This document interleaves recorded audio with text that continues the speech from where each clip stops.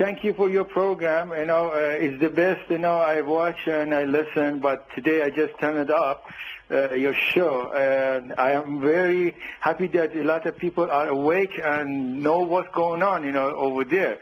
I just want to mention a few of, points regarding the election that happened recently over there. And the one thing that I have to mention is the letter that Mr. Hashim Rafsanjani, 2 weeks before, a week before the election, sent it out, to the leader regarding the fire and the smoke. And that was a threatening letter, regarding the regime that is going to be happening. And this guy, he is behind of all of this trouble right now. He's facing in Iran, I believe. The second is, I was witness and I was listening the interview Mr.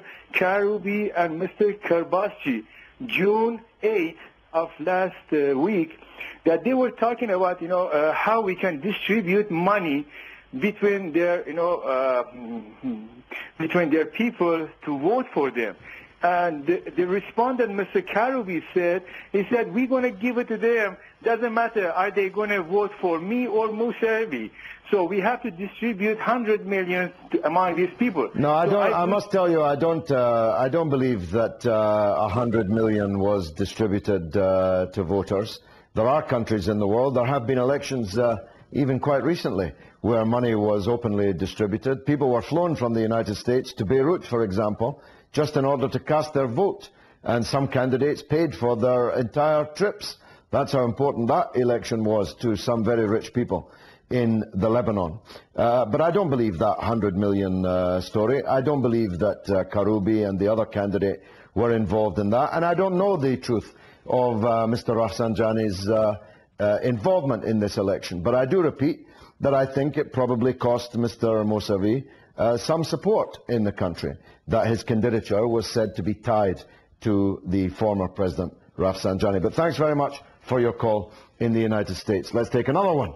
Yes, hello, caller. Hello, yes. Mr. Galloway. Yes, go ahead. Hi, good evening, sir. I'm calling from London.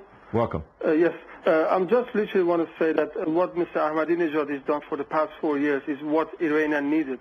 Because under the previous governments, they literally folded in front of the powers of the Europe, and they literally closed all the nuclear installation. And over the past 4 years, Ahmadinejad has moved to the ruler. Every month they take the whole cabinet to different provinces, and they're listening to the poor and the needy. And end of the day, 11 million votes extra is coming from those trips gone from every corner of the country. They cannot be in charge, constantly sitting in the posh offices in Tehran or in Downing Street or wherever it's going to be. They have to go to the masses. And he came from the masses, and he listened to them, and that's why he got the vote. So those people, they come on the television or on the media, they say, where is my vote? As your previous caller said, it's gone to the losing side. Iran yes, well, that's what happens. Match. That's what happens in elections. I've voted for the losing side many, many times, and it's always a disappointment. But you just have to dust yourself down and be ready to fight another day. I don't think it's accurate to say that the previous presidents folded their tents and bowed before the Western powers. I don't think that's fair. But it's certainly true that most Iranians, it seems, value the fact that Ahmadinejad is quite a defiant character so far as the big powers attempting to bully Iran is concerned. The truth of the matter is that Ahmadinejad looks like, talks like, and is like the people from the poor mass of the citizenry of Iran. And some of the rich people in Iran don't like that. They'd rather that the wealth was spent on them. It's very similar to Venezuela. The same kind of people who hate Ahmadinejad are the same kind of people who hate President Hugo Chavez, and the same people who love Chavez seem to love Ahmadinejad. It's been marvelous. I hope you enjoyed it. I'll see you again, God willing, next week at the same time, same place, here on Comment. That's why I need your SMS, I need your email, and above all, I need your telephone calls at the numbers and addresses coming up on the screen throughout the show. You can call me on 44208-601-4555. We'll even call you back. But if you get on the air, make sure your television is switched off. Well, new Evidence is emerging about the great financial effort that was made to win the elections for the current majority in Lebanon. A tremendous amount of money, people being flown from the United States, being given thousands of dollars in order to do so, just to cast their vote, as long as they voted the right way. And of course the reverberations of the Iranian elections continue to shake, and news coverage of small demonstrations in Iran is out of all proportion to the coverage of large demonstrations in Britain. But hey, that's the way the freedom of the press goes. Let's take a telephone call first and foremost. Yes, caller, where are you calling from? Hi, good evening, George. It's Vanessa from London. Good evening, Vanessa. Go ahead. Yeah, I want to talk about the President Ahmadinejad. He is the best thing that ever happened since revolution in Iran, because he is very popular, he is very knowledgeable, and he always speaks the truth. He is well respected among the people who cherish the truth. And then, when all this election happened, whatever they are saying abroad or in the West, the outcome of election would not have changed, because he would still have won the election. But the United States, Britain or Germany, most of these countries, you know, that are ruled by the Zionists or controlled by the Zionists, or where Zionists have a big influence in the media and the politics, they use this election fever in Iran to infiltrate the foreign elements into the Iran and to make all this mess. Well, that's not because they're Zionists, Vanessa. If by Zionists you mean Jews, I absolutely reject that. Rupert Murdoch, who owns Fox News and Sky News, is not a Jew. He certainly supports Israel because he supports imperialism. And all who support imperialism support the Zionist state of Israel. Neither do I accept that the millions of people on the streets protesting about the election result in Iran are somehow Zionists or cat's paws of Zionists. They are, for the most part, in overwhelming majority, ordinary Iranian citizens who are exercising their rights to protest against what they think was an improper election.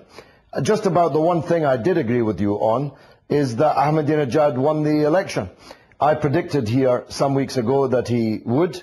I believed that the Guardian Council of Guardians, that is the organ charged with overseeing elections in Iran, would discover no major irregularities, and that's exactly what they've said today, that there were no major irregularities. The problem with Western journalists is that they spend most of their time in capital cities, around about their five-star hotels, looking for people who can speak English, and who Twitter, and who Facebook, and who MySpace. And whilst the opinions of those people is absolutely legitimate and valid, by definition that can only be a small proportion of any foreign country, and it's a small proportion of Iran. The truth is that the mass of the poor in Iran, the mass of the population in the rural areas, voted for Ahmadinejad. And as I said here last week, the CNN opinion poll taken 2 weeks before the election produced a prediction which was borne out almost to the percentage point in the actual election.